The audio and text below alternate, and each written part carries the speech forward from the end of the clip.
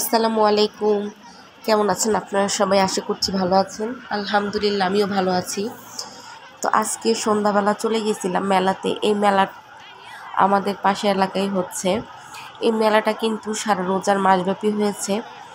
তবে আমি আজকে ঈদের পঞ্চম দিন তখন গিয়েছিলাম, কারণ রোজা রেখে এবং বাচ্চা কাচ্চা সামলে এইসব মেলাতে যাওয়াটা আমার মতো মায়েদের জন্য আসলে ঠিক না। তবে অনেকের কাছেই শুনছি তারা রোজার মাসে গিয়ে ঘুরে এসেছে, তবে আমার পক্ষে সম্ভব ছিল না, যার কারণে আমি ঈদের পঞ্চম দিন গিয়েছিলাম। তো আমি মানে ধারণা করতে পারি নাই যে মেলাটা এত সুন্দর। যাওয়ার পরে আমি খুবই চমকে গেছি, খুবই সুন্দর। আসলে এলাকার মধ্যে এরকম জায়গার মধ্যে এরকম মেলা আমি কখনো দেখি নাই। হয়েছে, তবে এই জায়গায় বাচ্চাদের জন্যে বিশেষ করে খুবই সুন্দরভাবে যে রাইডের আয়োজন করা হয়েছে। আমি তো মনে করছি যে হবে হয়তো হয় আমাদের এখানে স্কুলের মাঠে যেরকম মেলা হয়তো আপনাদের এলাকাও হয় সেরকম, কিন্তু না, আমার ধারণার বাইরে খুবই সুন্দর মেলা ছিল। আর যে দেখতে পারতেছেন এই জায়গায় কাটার মেশিনের যে সবজি কাটার মেশিন, সেই সবজি কাটার মেশিন দিয়ে সবজিগুলো কেটে কি সুন্দর রেখে দিছে। এই কাটার মেশিন কিন্তু আমার অলরেডি আছে, আমি বাণিজ্য মেলা থেকে নিয়েছিলাম আমার সংসার শুরুর জীবনে। তো এখানে এই রাইডটা দেখে ইয়ালি ফুটতে চেতেছিল বারবার। তো এত পরিমাণে ভিড় ছিল যে এইটা টিকিট কাটার জন্য সিরিয়াল দিতে হবে, টিকিট কাইটে এটাতে উঠতে গেলেও সিরিয়াল দিতে হবে। আর বরাবরের মতো আমার কোলে ইয়াফি ছিল, ইয়াফিকে নিয়ে গেছিলাম। ওরে রাখার মতো আমি কোনো মানুষ পাই নাই, যার কারণে ইয়াফিকে আমার সাথেই নিয়ে যাইতে হয়েছে। আর ইয়ালিফ তো ছিল, ও তো একটা বাচ্চা। তো আমি এই যে প্রথমে যে আপনাদের ভিডিওটা দেখাইলাম মেলাতে আমি যখন প্রবেশ করছি তখনকার ভিডিও। মেলাতে প্রবেশ টিকিট কিন্তু 10 টাকা, আর এই 10 টাকা কিন্তু 5 বছরের উপরের শিশুদের জন্যে।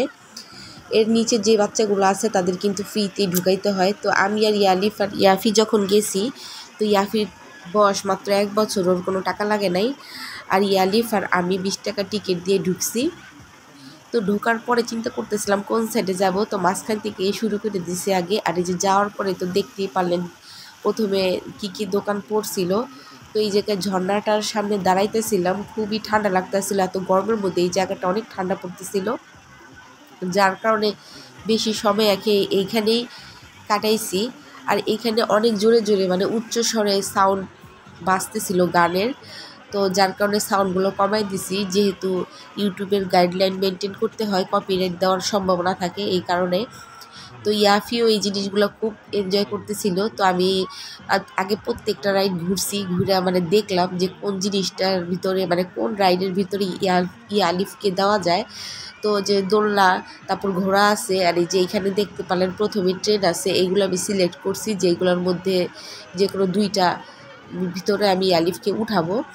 তো প্রথমে দোলনার মধ্যে দিছি, তারপরে পরে আরও ঘুরলাম। তো প্রথমে আগে ঘুরে নিলাম, পরে দোলনার মধ্যে ওকে আমি বসাইছি। আর এই যে লাইটগুলো জ্বলতেছে এইগুলোই কিন্তু বাচ্চাদেরকে অনেক আকর্ষণ করে। আর এইগুলা কিন্তু বাচ্চাদের জন্য বিনোদনের জন্য খুবই ভালো আমি মনে করি আর কি। আপনাদের মতামত কি বলবেন? তো এই জায়গাটা আমার কাছে পুরো মেলার মধ্যে এই জায়গাটাই খুবই আকর্ষণ লাগছে, এই জন্য আমি বারবার এই জায়গাটার ভিউ নিতেছিলাম। আর আশেপাশে যে চারোদিকে দেখতে পারতেছেন এগুলো কিন্তু দোকান।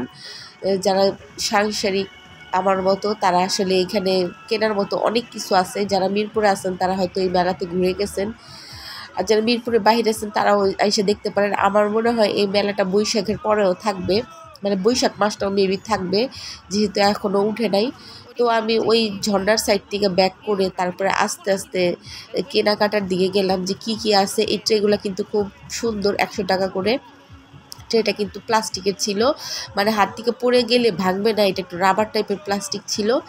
আর এই যে দেখেন বোতল, এগুলো 100 টাকা করে ছিল।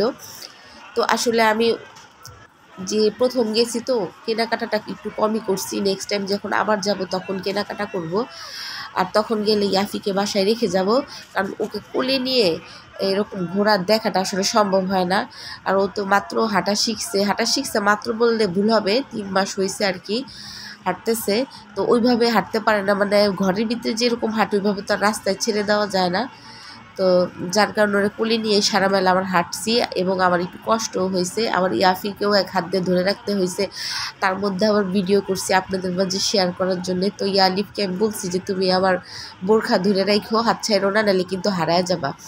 তো এই যে এখানে বিভিন্ন রকম বাচ্চাদের খেলনা আছে, এই খেলনাগুলো দেখে ইয়ালিফ বারবার চাইতেছিল, কিন্তু ওকে আমি খেলনা কিনে দিই নাই, কারণ ওর প্রচুর পরিমাণে খেলনা হয়ে গেছে। আর বাচ্চাদের, বিশেষ করে মেয়ে বাচ্চাদের এত সুন্দর সুন্দর ব্যান্ড ক্লিপ বিক্রি করতেছিল।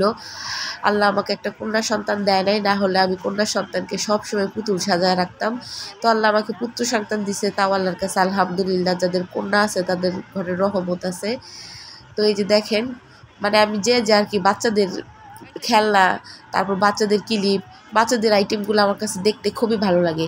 তো ওইখান থেকে আসার পরে যে এখানে আরেকটা রাইড দেখলাম, এখানে পানির মধ্যে যে বোটগুলো চালানো হয়, মেবি এগুলো ভাসমান, এটা কোনো চালানোর সিস্টেম নাই। তো ওইটাই দেখতেছিলাম। তো ইয়ালি বলতেছিল এটা তো উঠবে, তাই আমি বলতেছি যে আচ্ছা দেখি তোমাকে এটা তো উঠানো যায় কি না। তো সব জায়গা আসলে আস্তে আস্তে ঘুরে ঘুরে দেখতেছিলাম। তো এই যে এখানে দেখলাম যে আরেকটা রাইডার্সে যে মানে বাচ্চারা এটার মধ্যেও খুবই আনন্দ করতেছিল। তো আমি প্রথমে গিয়ে আমি ঘুরে ঘুরে আগে দেখলাম যে কোনটা, বললাম প্রথমে যে ইয়ালিফের জন্য ভালো হবে, সেভাবেই আর কি দেখতেছিলাম। তো ইয়ালিফ আর মানে সহ্য করতে পারতাছিল না, যে ওরা এখন যে কোনো একটাতে উঠাইতেই হবে।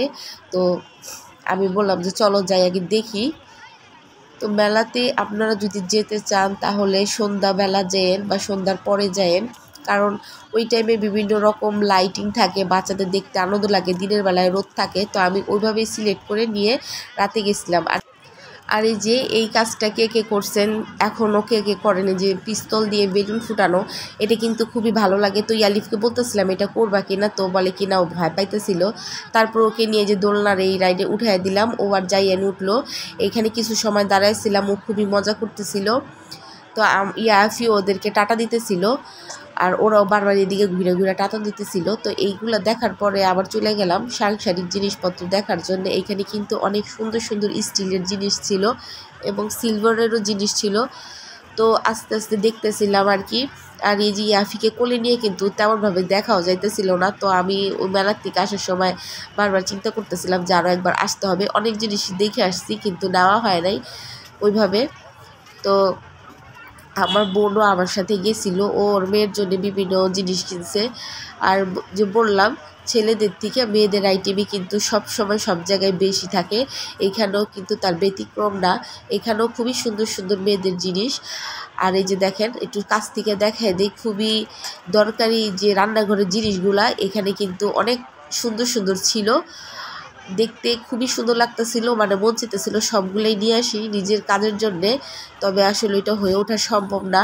তো ওই দোকানের পরে যে ফুলের দোকান, তারপরে এই দোকানটা খুবই সুন্দর এবং ব্যতিক্রম। বাঁশের হস্তশিল্পের যে জিনিসগুলা, বাঁশ বেত দিয়ে তৈরি করা, খুবই আনকমন এই জিনিসগুলা। তো দেখলাম এখানে কিন্তু বেবি ট্যাক্সি, যে মানে হারিয়ে যাওয়া যে ঐতিহ্যগুলা, বেবি ট্যাক্সি, রিক্সা, পায়ের রিক্সা, আরও যে একতারা, দোতারা, এগুলোও কিন্তু ছোট ছোট খেলনা আকৃতিতে বানানো ছিল। সেগুলো আমি শর্টস ভিডিও নিছি, শেয়ার করবো, আপনারা দেখেন। তো ইয়াফির কারণে কিন্তু ওই দোকানের ভিতরে ঢুকতে পারিনি, কারণ প্রচুর পরিমাণে ভিড় ছিল। আর ভিড় দেখলে ইয়াফি কান্নাকাটি করে। তারপর বাইরে এক জায়গায় দাঁড়াইছিলাম, তো সেইখানে দেখলাম যে লাইটগুলোও দেখতে খুবই সুন্দর লাগতেছিল। তো প্রত্যেকটা জিনিসই কিন্তু মেলায় সুন্দর। তো বাচ্চাদের জন্য বিনোদনের খুবই ভালো ভালো রাইড নেওয়া হয়েছে। তো আপনারা যারা মেলায় আসতে চান অবশ্যই ঘুরে দেখবেন। এটা মিরপুরে এভিনিউ 5-এ হইতেছে, 1 মাস যাবত হইতেছে, আরও হয়তো কিছুদিন থাকবে, আমি সঠিক বলতে পারতেছি না। তবে হ্যাঁ, আমার 100% শিওর যে এটা বৈশাখ আগ পর্যন্ত থাকবে আর কি। তো এই যে এইখানে আমার ভাগ্নির জন্য আমার বোন চুড়ি দেখতেছিল, আমিও দেখলাম। এক সময় কিন্তু এই চুড়িগুলো অনেক পরছি, এখনও আমার কাছে অনেক কালেকশনে আছে, কিন্তু এখন বাচ্চা কাচ্চা হওয়া তার পরা হয় না। তো এই জায়গাটা যে আলিফ খুব বায়না করতেছিল যে একটা ওরে ভূতের মাস্ক কিনে দিতে, তো ওরে বুঝাইলাম যে এগুলো ভালো না, তুমি অন্য কিছু নাও। তো ওরে বোঝানোর পর ও বুঝে গেল। তো আমার খুবই খারাপ লাগতেছিল, ইয়াফিকে নিয়ে অনেক সময় ঘোরাঘুরি করলাম। তো তারপর শেষে বাসায় এসে পড়লাম, এই যে রিক্সায় উঠে গেছি। তো আজকের ভিডিওটা এই পর্যন্তই। ভিডিওটা কেমন লাগছে সবাই কমেন্টে অবশ্যই জানাবেন। অনেক কথা বলে ফেলছি, সবাই ভালো থাকবেন, আল্লাহ হাফেজ।